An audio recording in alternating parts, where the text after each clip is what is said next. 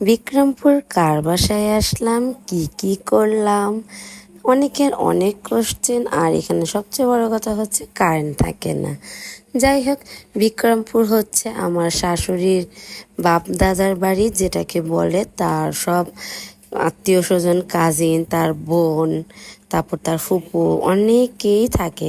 আর সবাই আলাদা আলাদা করে ঢাকাতেও থাকে। তো সবারই একটা করে বিক্রমপুরে বাসা আর কি রয়েছে। তো সবাই আসে, কিন্তু আমার শাশুড়ি যে বোন, উনি হচ্ছে পার্মানেন্ট থাকে বিক্রমপুরে।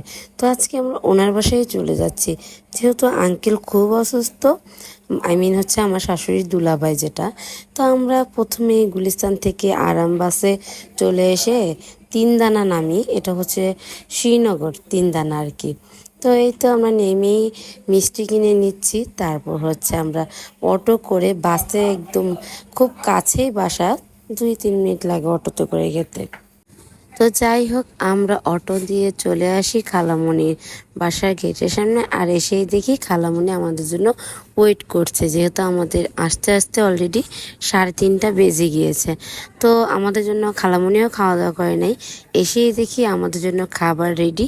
যেহেতু অনেক দিন ধরে আমরা পোলাও টোলাও খাচ্ছি, তা হচ্ছে আমাদের জন্য ভাতের আয়োজন করছে, ভাত, গরুর মাংস, লতি শুটকি। তো খেয়েই কারেন্ট চলে গিয়েছে। তারপর পরে আমরা বাহিরে চলে আসছি, যেহেতু আশেপাশে সব টিনের বাসা। বিক্রমপুর, মুন্সিগঞ্জ সব টিনের বাসায় থাকে, শুধু খালামণি বাসাটাই বিল্ডিং করে তুলেছে, তাও আবার একতলা। তো যাই হোক, আমরা এখানে এসেছি। আর এখানে আমার সাথে, আমি কাদের সাথে এসেছি, জামালপুর থেকে আমার যে মামি শাশুড়িরা বেড়াতে আসছে, আর হচ্ছে আমার ননদ, আমরা তাদের সাথে কয়েকজন মিলে বিক্রমপুর চলে আসছি বেড়াতে, আবার রুগীও দেখতে। তো যাই হোক, আমরা কিছুক্ষণ আনন্দ করে নিয়েছি। বাহিরে পরিবেশ একদম থমথমে ঠান্ডা, নিরিবিলি, মানে কি বলবো, সব মিলিয়ে একদম 100-100। এরকম পরিবেশ আমার বরাবরই ভালো লাগে, কেননা এইরকম পরিবেশে আমার কখনো আসা যাওয়া হয় না। কেননা আমার বাবার বাসাও ঢাকা, মার বাসাও ঢাকা, শ্বশুর বাসাও ঢাকা। এটা হচ্ছে শাশুড়ির যেহেতু বাবার বাসা, বোনদের, ভাইদের। তো যাই হোক, আমি এসে দেখি পুকুরে মাছগুলো কি সুন্দর করে ভেসে বেড়াচ্ছে তাদের। তো আশেপাশে যতগুলোই ছিল, হাঁটতে হাঁটতে আমরা স্যার জগদীশচন্দ্র বসু পার্কে চলে আসি। এই পার্ক যে এরকম ভিতরে আমার আর কি মানে আউট অফ নলেজে ছিল। তো যাই হোক, এসে দেখি পার্কটা আর কি একটু মানে ভিজা ভিজা, তো তেমন পরিষ্কারও না, কিন্তু খুব নিরিবিলি ছিল। তো পার্কে এসে পড়ি, অনেক দূর হাঁটতে হাঁটতে আমরা। তো এই তো ভাইয়া আমাদের করে পার্কে নিয়ে আসে, খালাতো ভাই আর কি, আমার হাজব্যান্ডের। তো যাই হোক, আমার মেহের কিন্তু অনেক খুশি এইখানে এসে, সে খুব আনন্দ করতেছে। মেহেরকে আমি সব জায়গায় নিয়ে সব কিছু তো অভ্যস্ত করি। আর আমি পার্কের ভিতরে ঢুকেও দেখি একটা ঘাট আছে, সেখানে সেখানে নাকি নামা যায়। তো আমি তো পানি খুব ভয় পাই, পানিতে আমার একটু বেশি ফাড়া হয়। তো এই তো মেহের একা একা সাঁকো পার হচ্ছে, আর এটাও তোমাদের আমি দেখিয়ে দিই। তো যাই হোক, মেহের কিন্তু এখানে এসে অনেক বেশি আনন্দ করছে। আর সবচেয়ে বড় যে কমন সমস্যা, সেটা হচ্ছে এখানে কারেন্ট থাকছে না, কোনোভাবেই মোবাইল চার্জ দিতে পারছি না। আর গ্রামে যদিও থাকাটা অনেক শান্তি, কিন্তু কারেন্টটা মনে হয় যে গরমের দিনের জন্য খুবই অশান্তি। কারেন্ট, মশা ও সব কিছুই মিলিয়ে। তো আমার বিক্রমপুর আসার অনেক দিনের ইচ্ছে ছিল, আর সেই ইচ্ছে আজকে আমার পূরণ করেছে শাশুড়ি মা।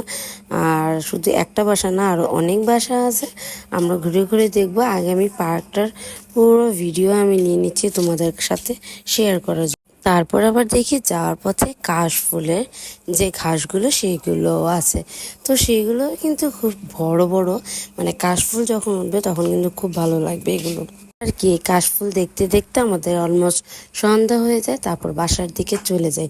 বাসার দিকে যে আর কি, মেহেরও লাস্ট মোমেন্টে কিছু পিকচার ভিডিও ক্লিপ করেছিলাম, তো সেগুলো শেয়ার করলাম তোমাদের সাথে। আর এই যে এখনই আমি এগুলো সব দেখতে দেখতে বাসায় চলে যাব। আমার এগুলো দেখতে এখানে একদম খুবই ভালো লাগে, কোনো ক্লান্তি লাগে না, খুব একটা শান্তি কাজ করে। আর এই শান্তিটা যে আমি কোথা থেকে পাই আসলে বুঝতে পারি না। মানে গ্রাম যে এত শান্তি, ঢাকা ছোট থেকে বড় হওয়া, বের হওয়া, আসলে এটা শান্তিতে আমরা আসার পর অনেক কিছু নাস্তা করেছি, কারেন্ট ছিল না দেখে সেগুলো ভিডিও ক্লিপও নেওয়া হয় নাই। আম, মিষ্টি, তারপর হচ্ছে সেমাই, তো যাই হোক আরও বিস্কিট আর অনেক কিছুই ছিল নাস্তার আইটেমে। তো চা খেয়ে নিচ্ছিলাম, লাস্ট মুহূর্তে কারেন্ট নাই, একটু পরপরই কারেন্ট চলে যায়। সবচেয়ে বড় কমন সমস্যা, কালকে সকালে আমরা এখান থেকে বের হয়ে যাব, তো আজকে রাতটুকুই আমরা এখানে আসছি। আর এই তো কারেন্ট আসার পর আমরা কিছুক্ষণ দেবর আর ননদের সাথে লুডো খেলে নিচ্ছি, যেটা সব সময় খেলা হয় না, ওরাও থাকে না। আর ওরাও যেহেতু সামনে আরেকটা আমাদের বিয়ের প্রোগ্রাম আছে, আমার আরেকটা দেবরের হচ্ছে আমার শাশুড়ির ফুফাতো বোনের ছেলের বিয়ে, তো ওরা একবার বিয়ে খেয়ে যাবে, তো এই জন্য ওদের সাথে আমাদের একটু ঘোরাফেরা চলছে ঈদের থেকে শুরু করে। আর এই তো কারেন্ট একটু আসছে, তখনই মেয়েরকে আমি ভাতটা খাইয়ে দিচ্ছি। তারপরে যে আমরাও ভাতটা খাওয়া দাওয়া করে নিলাম।